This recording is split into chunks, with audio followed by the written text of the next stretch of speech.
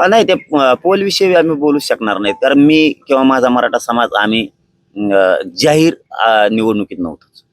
माणसाची प्रतिष्ठा कधी पणाला लागते की ज्या अर्थी आम्ही नाव घेऊन बोललो की याला पाडा, त्यावेळेस त्या माणसाची प्रतिष्ठा लागली पणाला किंवा त्या समाजाची लागली. माझा समाज निवडणुकीत नव्हताच. फक्त आम्हाला आमच्या मताची किंमत होणं गरजेचं होतं. आम्हाला किंमत दिली जात नव्हती गोरगरीब मराठ्यांना. गोरगरीब मराठ्यांना स्वाभिमानच नाही अशा पद्धतीची वागणूक ह्या लोकांकडून दिली जात होती. त्याच्यामुळे आम्हाला स्वाभिमान दाखवणं गरजेचं होतं. आता माझ्या गोरगरीब मराठ्याला किंमत आलेली. माझ्या गोरगरीब मराठ्यांना विश्वासात घेतल्याशिवाय राज्यातलं केंद्रातलं पान हलू शकत नाही, त्यांच्या लक्षात आलेलं आहे. म्हणून तर मोदी साहेब इथं होते. ही रिअल परिस्थिती ह्या यांच्या भाजपाच्या काही स्थानिक 4-5 राज्याच्या नेत्यांमुळे घडलेलं आहे. सगळेच घाण आहेत असं म्हणणार नाहीत आम्ही. काही जणांमुळे हे घडलं होतं. त्यामुळे माझ्या गोरगरीब मराठ्यांना किंमत आली.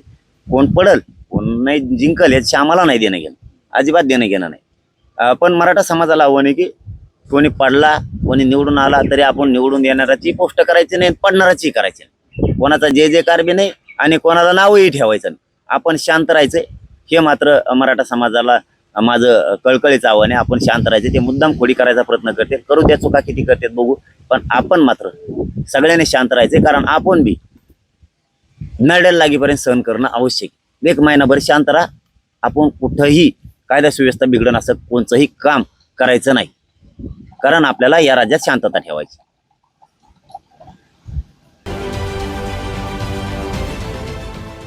देश विदेशातील प्रत्येक घडामोडींचे लाईव्ह अपडेट मिळवण्यासाठी आता साम टीव्हीच्या सर्व सोशल मीडिया प्लॅटफॉर्मला लाईक, फॉलो आणि सबस्क्राईब करा.